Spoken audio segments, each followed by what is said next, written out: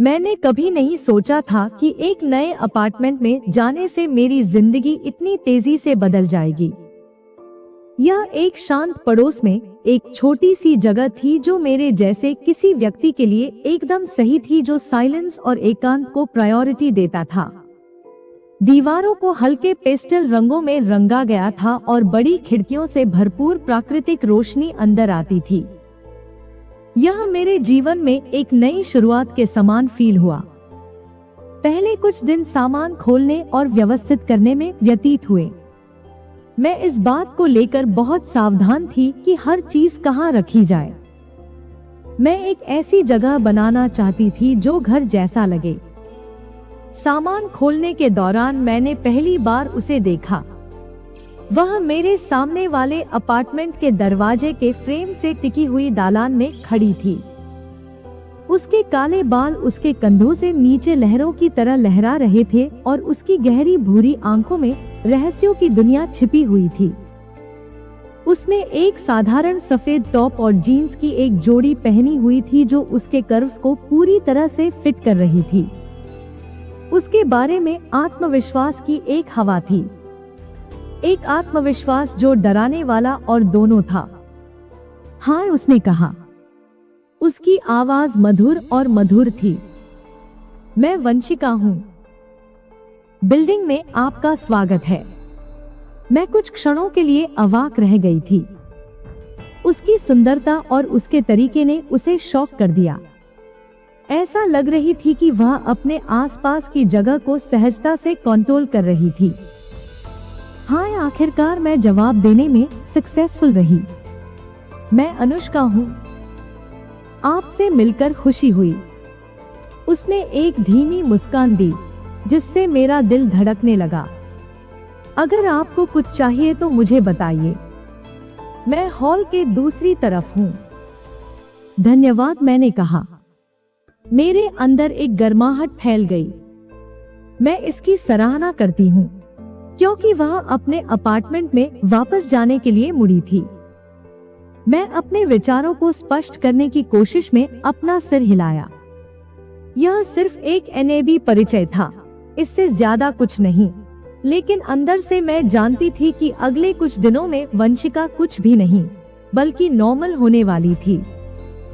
मैंने पाया कि मैं वंशिका के बारे में अधिक सोच रही थी जितना मैं स्वीकार करना चाहती थी। उसमें कुछ ऐसा था जो मुझे अपनी ओर अट्रैक्ट करता था। मैं इसे ठीक से नहीं समझ पाई। यह सिर्फ उसकी फिजिकल ब्यूटी नहीं थी, हालांकि यह अनडिस्प्यूटेड थी। यह वह तरीका था जिससे वह खुद को प्रेजेंट करती थी।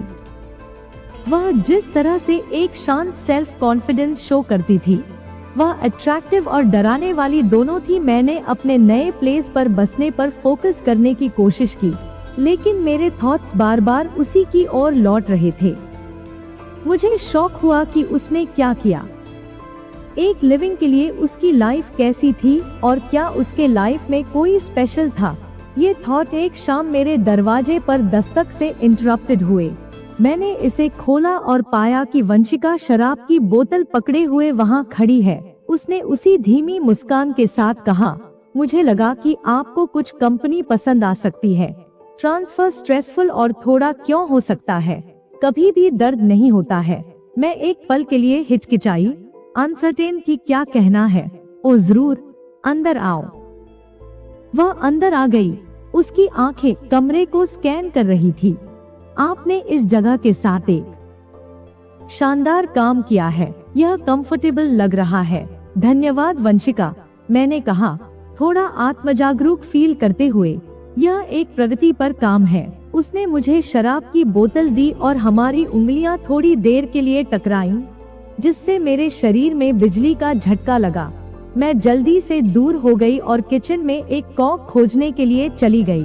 क्या आपको एक गिलास चाहिए? मैंने अपने कंधे पर पुकारा। निश्चित रूप दृश्यावली। मेरा पुराना घर बहुत शोरगुल वाला था और मैं कहीं शांत, अधिक साइलेंट जगह चाहती थी। उसने सिर हिलाया जैसे कि वह बिल्कुल समझ रही हो कि मेरा क्या मतलब है। मैं समझती हूँ कि कभी कभी एक चेंज ही वह चीज होती है जिसकी हमें जरूरत होती है। हमने कुछ समय तक हर चीज और किसी भी चीज के बारे में बात की। उससे बात करना सिंपल था और मैंने पाया कि मैं उसके साथ इस तरह खुल रही थी जैसे काफी समय से किसी और के साथ नहीं था। उसने मुझे एक इंडिपेंडेंट ग्राफिक डिजाइनर के रूप में अपनी नौकरी के बारे में बताया। आर्ट और म्यूजिक के प्रति उसका इंटरेस्ट और खाना पकाने के प्रति उसका टैलेंट। मुझे नए रेसिपी के साथ टेस्ट करना अच्छा लगता है। जैसा कि उसने कहा, उसकी आंखें चमक उठीं। तुम्हें कभी कभी आना चाहिए और मैं तुम्हारे लिए खाना बनाऊंगी। मुझे वह पसंद आएगा, वंशिका ने उत्तर दिया। इस विचार से मेरे भीतर एक गर्माहट फैल गई। जैसे जैसे शाम ढलती गई, शराब की बोतल खाली होती गई और बातचीत नॉर्मली से बहने लगी। मैंने पाया कि मैं महीनों से अधिक हंस रही थी और मुझे फील हुआ कि मैं इस तरह के रिलेशनशिप को कितना मिस कर रही थी। एक साथ एक्साइटेड, घबराया हुआ और उत्सुक मैं जानती थी कि वंशिका मेरे लाइफ का एक इम्पोर्टेंट हिस्सा होने जा रही थी और मैं यह देखने के लिए इंतजार नहीं कर सकती थी कि यह जर्नी हमें कहां ले जाएगी। दिन हफ्तों में बदल गए और वंशिका और मैं करीब आ गए। हम एक साथ खाना करने, फिल्में देखने और देर रात तक बातें करने में अधिक समय बिताते थे। हमारे बीच एक निर्विवाद रसायन था, एक मैग्नेटिक पोल जिसे मैं इग्नोर नहीं कर सकती थी। लेकिन मैं इन फीलिंग्स को नेविगेट करने के बारे में अनसर्टेन था। एक शाम काम पर एक लंबे दिन के बाद मैं घर आई और पाया कि मेरे दरवाजे के नीचे एक नोट फिसल गया था। यह वंशिका का था, जिसमें मुझे रात के खाने के लिए इनवाइट किया गया था। मुझे एक्साइटमेंट की लहर फील हुई और जल्दी से कुछ अधिक कंफर्टेबल पहन लिया। हॉल में जाने से पहले जब मैंने उसका दरवाजा खटखटाया तो उसने मुस्कुराते हुए इसे खोला, एक एप्रन पहने हुए और एक लकड़ी के चम्मच को ठीक समय पर पकड़े हुए। उसने कहा, किचन में सिंपली खाना बनाने के तरीके में कुछ अनबिलीवेबल रूप से अट्रैक्शन था। जिस तरह से वह हर रेसिपी में अपना दिल डालती थी। हम खाने के लिए बैठे और खाना टेस्टी था जैसा कि मैंने उम्मीद की थी, लेकिन यह सिर्फ खाना नहीं था जिसने शाम को विशेष बनाया। यह जिस तरह से एलेना ने मुझे देखा वह था जिस तरह से वह मेरे हर शब्द पर लटकी हुई थी। उसकी निगाहों में एक तीव्रता थी जिसने मेरे दिल की धड़कनें बढ़ा दी, एक लालसा जो मेरी अपनी ही प्रतिबिंबित थी। रात के खाने के बाद हम सोफे पर चले गए और उसने हम दोनों के लिए एक एक ग्लास वाइन पिलाई। हमने अपने सपनों, अपने डर और अपनी इच्छाओं के बारे में घंटों बात की। बातचीत अधिक अंतरंग हो गई और मैंने पाया कि मैं उसके प्रति ऐसे तरीके से खुल रही थी जैसा मैंने किसी और के साथ नहीं किया था। एक समय पर उसने हाथ बढ़ाया और मेरे चेहरे से बालों का एक लट हटाया। उसकी उंगलियां मेरे गाल पर टिकी रहीं। तुम सुंदर हो अनुष्का। मैं एक पल के लिए स्तब्ध हो गया। मेरा दिमाग तेजी से चल रहा था, लेकिन फिर मैंने फील किया कि हमारे बीच एक निर्विवाद आकर्षण था और मैंने उसे वापस एक जुनून के साथ चूमा। मुझे नहीं पता था कि मेरे पास यह था। यह बिजली की चिंगारी थी जिसने मेरे भीतर कुछ गहरी प्रज्वलित कर दी थी। हमने एक अनंत काल की तरह फील किए जाने वाले चुंबन को चूमा। हमारे हाथ एक दूसरे के शरीर का पता लगा रहे थे। हमारी सांसें हमारे बीच की जगह में मिल रही थी। ऐसा लग रही थी जैसे दुनिया फीकी पड़ गई थी। केवल हम दोनों एक दूसरे में खोए हुए थे। जब हम अंततः एक दूसरे से अलग हुए, मेरी सांस फूल रही थी। मेरा दिल मेरी छाती में तेजी से धड़क रहा था। अगर मेरी ये कहानी आपके दिल को छू रही हो, अगर आपको मेरी मेहनत, मेरी आवाज और मेरी कहानी में वो सच्चाई महसूस हुई हो, तो एक छोटा सा कदम आप भी उठा सकते हैं। स्क्रीन पर जो QR कोड दिख रहा है, उस पर स्कैन करके आप मुझे डोनेट कर सकते हैं। आपका छोटा सा योगदान मेरी क्रिएटिव जर्नी को आगे बढ़ाने में बहुत बड़ा सहारा बन सकता है। कहानी सुनी है, अब उस प्यार को एक्शन में बदलिए। सपोर्ट कीजिए ताकि और भी ऐसी कहानियां मैं आप तक ला सकूं और शायद किसी के दिल को और भी गहराई से छू सकूं। आपका साथ ही मेरा सबसे बड़ा मोटिवेशन है। Thank you from the bottom of my heart. Vanshika ने मेरी तरफ देखा। उसकी आंखों में इच्छा और कुछ गहरा का मिश्रण भरा था। आज रात मेरे साथ रहो, जैसा कि उसने फुसफुसाया। उसकी आवाजों से कांप रही थी। मैंने जो फील कर रही थी उसे व्यक्त करने के लिए शब्द नहीं ढूंढ पाने में असमर्थ सिर हिलाया। वह क्षण जब हम साथ मिलकर अपने संबंधों की गहराई का पता लगा सकते थे। ऐसा लग रही थी जैसे हम एक दूसरे को सालों से जानते हों। हमारा बंधन हर दिन मजबूत होता जा रहा था। हमने अपने रहस्य, अपने डर और अपने सपने साझा किए, खुद को एक दूसरे के सामने समर्पित कर दिया। हमारे रिश्ते में एक ऐसी कमजोरी थी जो भयावह और रोमांचक दोनों थी। मैंने कभी इतना उजागर, इतना देखा हुआ फील नहीं किया था और फिर भी मैंने उस पर पूरी तरह से भरोसा किया। एक शाम जब हम एक दूसरे की बाहों में लिपटे बिस्तर पर लेटे थे, एलेना मेरी ओर मुड़ी। उसकी आंखों में प्यार और ता का मिश्रण था। अनुष्का, जैसे ही उसने अपनी आवाज शुरू की, नरम, मुझे आपको कुछ बताना है। मुझे लगा कि मेरे पेट में एक गांठ बन गई है। डर की फीलिंग अंदर घुस रही है। यह क्या है? मैंने अपनी आवाज को फुसफुसाते हुए पूछा। उसने एक गहरी सांस ली, जैसे कि या तो, लेकिन हम डर को अपने कार्यों को निर्धारित नहीं करने दे सकते। हमें जो हमारे पास है उस पर भरोसा करने का मौका लेना होगा। उसने सिर हिलाया। उसकी आंखों में आंसू चमक रहे थे। आप सही हैं।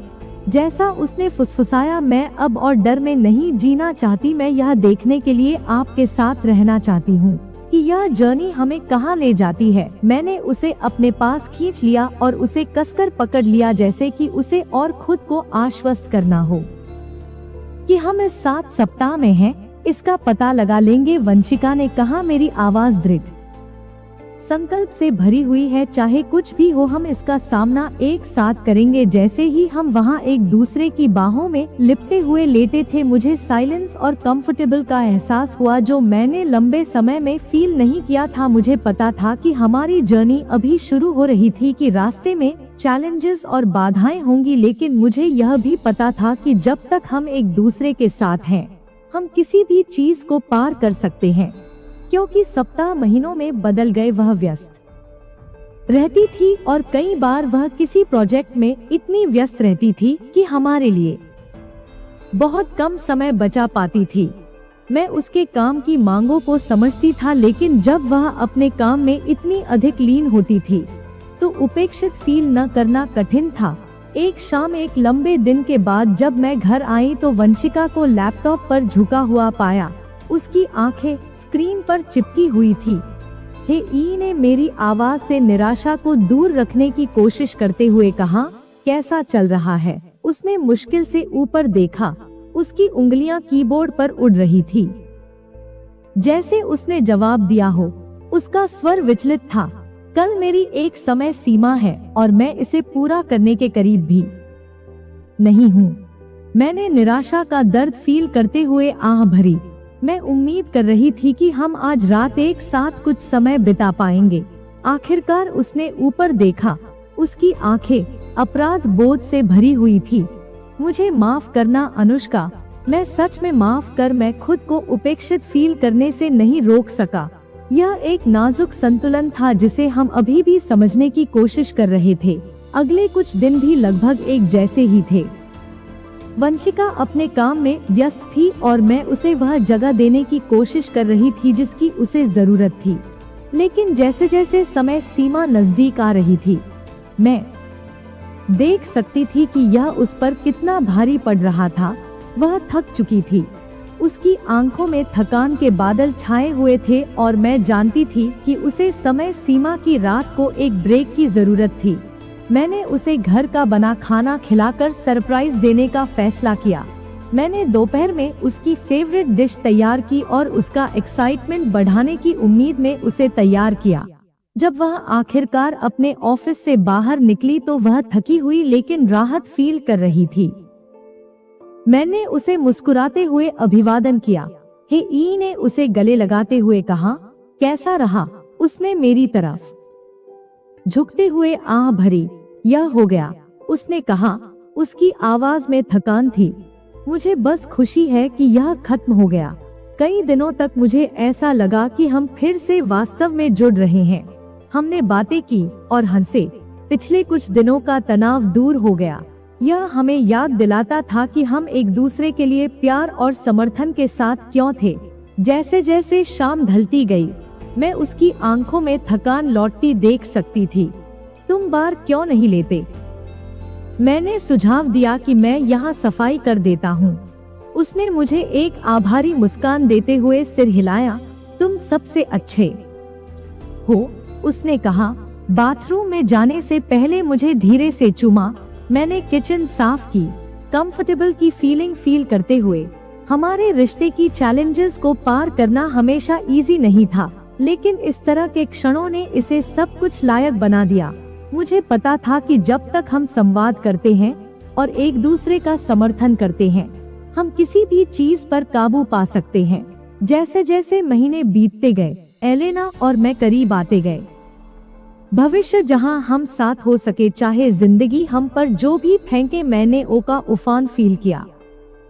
मेरा दिल उसके लिए प्यार से भर गया। मैं भी यही चाहता हूँ, यायाई ने उत्तर दिया। मेरी आवाज दृढ़ विश्वास से भरी हुई थी। मैं आपके साथ रहना चाहता हूँ, ताकि जो भी हमारे रास्ते में आए उसका सामना साथ में कर सकूं। उसने मेरा हाथ अपने हाथ में लिया। तो चलो इसे करते हैं, उसने कहा। उसकी आंखें आशा से चमक रही थी। आइए यह कदम एक साथ उठाएं और देखें कि यह हमें कहां ले जाता है। मैंने एक्साइटमेंट और प्रत्याशा की फीलिंग फील करते हुए सिर हिलाया। मुझे पता था कि हमारी जर्नी अभी खत्म नहीं हुई है, कि रास्ते में चैलेंजेस और बाधाएं होंगी, लेकिन मुझे यह भी पता था कि जब तक हमारे पास एक दूसरे हैं, हम किसी भी चीज को पार कर सकते हैं। जब हम वहां बैठे सूरज को क्षितिज के नीचे डूबते हुए देख रहे थे, मुझे साइलेंस और कंफर्टेबल की फीलिंग फील हुई जो मैंने लंबे समय से फील नहीं की थी। मुझे पता था कि मैं ठीक उसी प्लेस पर उप्स एंड डाउन्स के बीच। हमने यह सीखा है कि प्यार हमेशा इजी नहीं होता, लेकिन यह हमेशा इसके लायक होता है। हमने एक साथ मिलकर प्यार, हंसी और कभी कभार चैलेंजेस से भरा जीवन बनाया है, लेकिन इन सब के बीच हम एक दूसरे के प्रति प्रतिबद्ध रहे हैं, उस बंधन के प्रति जो हमें पहली बार साथ लाया था। जब मैं पीछे मुड़कर हमारी जर्नी को देखता हूँ, तो मैं कृतज्ञता से भर जाता हूँ। उन क्षणों के लिए आभार जो हमने साझा किए हैं, उस प्यार के लिए आभार जो हमने बनाया है, और उस भविष्य के लिए जिसे हम साथ मिलकर बना रहे हैं। मुझे पता है कि चाहे हमारे सामने जो भी आए, हम उसका सामना एक साथ हाथ में हाथ डालकर करेंगे। और जब मैं यहाँ बैठकर यह कहानी लिख रहा हूँ, तो मैं मुस्कुराए बिना नहीं रह सकता, क्योंकि यह तो बस शुरुआत है, एक प्रेम कहानी की शुरुआत जो जीवन भर चलेगी। अगर मेरी ये कहानी आपके दिल को छू गई हो, अगर आपको मेरी मेहनत, मेरी आवाज और मेरी कहानी में वो सच्चाई महसूस हुई हो, तो एक छोटा सा कदम आप भी उठा सकते हैं। स्क्रीन पर जो QR कोड दिख रहा है, उस पर स्कैन करके आप मुझे डोनेट कर सकते हैं। आपका छोटा सा योगदान मेरी क्रिएटिव जर्नी को आगे बढ़ाने में बहुत बड़ा सहारा बन सकता है। कहानी सुनी है, अब उस प्यार को एक्शन में बदलिए। सपोर्ट कीजिए ताकि और भी ऐसी कहानियां मैं आप तक ला सकूं और शायद किसी के दिल को और भी गहराई से छू सकूं। आपका साथ ही मेरा सबसे बड़ा मोटिवेशन है।